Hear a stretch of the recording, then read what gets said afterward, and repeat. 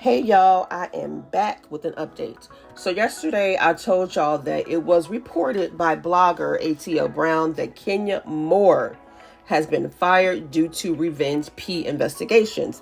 So Kenya Moore took to her live yesterday and she said a lot without saying a lot.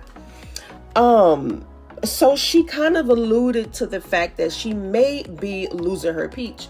No, she didn't come out and say it, but I did read in between the lines. She also set the record straight about her business.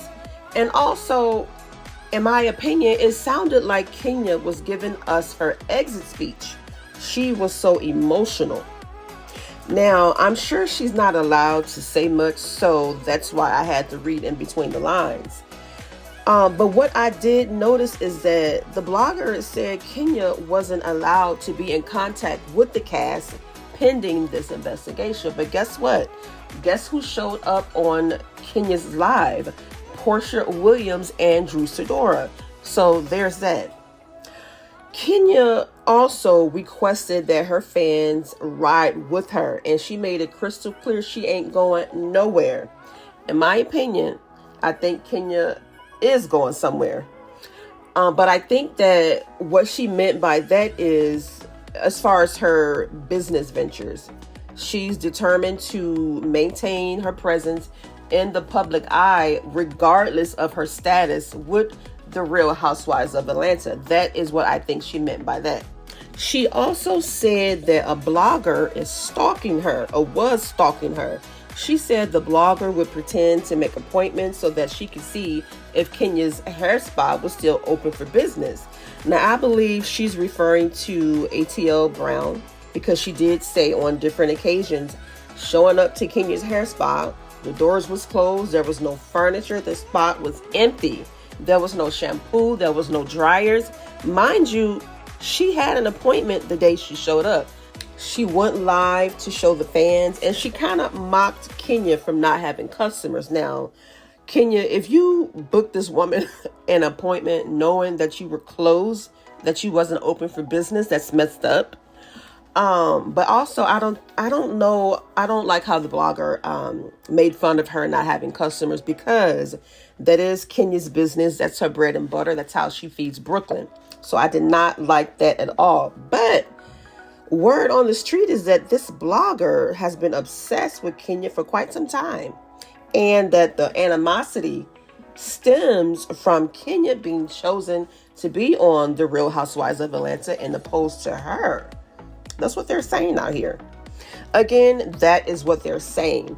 But I think that her coverage over the show has affected her relationship with the cast, because apparently Sheree from the Real Housewives of Atlanta, she had to sue the blogger for stalking her and showing up at her infamous Chateau Sheree. So apparently this blogger showed up at Sheree's house. Sheree had no clue who this woman was. She was scared out of her mind. So she had to go and get a protective order, which was denied. But moving on, Brittany Edie may have been the other person that attacked Kenya's business, which may be the reason for the revenge P of Britt giving sloppy toppy. Now, if Kenya did in fact do that, she does have a right to defend her business, but I don't think that was the appropriate way to handle the situation at all. So I'm going to play the video and y'all let me know what y'all think in the comments. Me.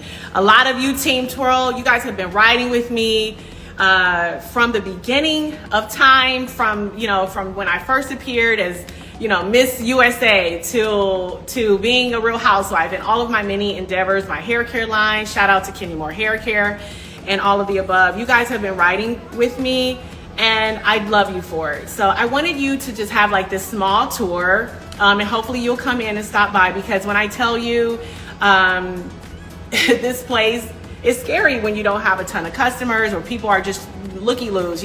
I've even had bloggers come and make fake appointments and cancel appointments at the last minute. Some of you might even know who those bloggers are. But the way that people go out of their way to try to disparage your name or ruin your business, I will never understand it. Like, I will never understand why clickbait or using my name as clickbait. Hey, Latoya Forever, using clickbait and these tactics, stalking me, violating my privacy, all of those things. And yes, some of those things come with the job, and I accept that, but not disparaging my business, not coming out over here and, literally booking up my books and then doing no shows because you wanted to see if, we were open, or you wanted to have a story, for clickbait online. It's not cool. Leave me alone. I'm a single mom. I'm out here just like anybody else. I am not getting child support. I'm not getting anything. I'm taking care of my daughter on my own. And I know a lot of you understand that. I'm an entrepreneur. So my endeavors, where, I invest my money is always going to be in myself. And so far, so good. I have won at that game. But this salon has damn near, broken the bank, because I just never knew it could, be this big on this scale. And it's disheartening when you see people go out of their way to try to ruin your business. Like, I've even had people on Google and doing Google reviews, saying crazy stuff on Google reviews. So at the end of the day, I'm just like you. I am completely a single mom trying to take care of my child. I'm not getting support from my soon-to-be ex-husband. You will be seeing me. I'm not going anywhere.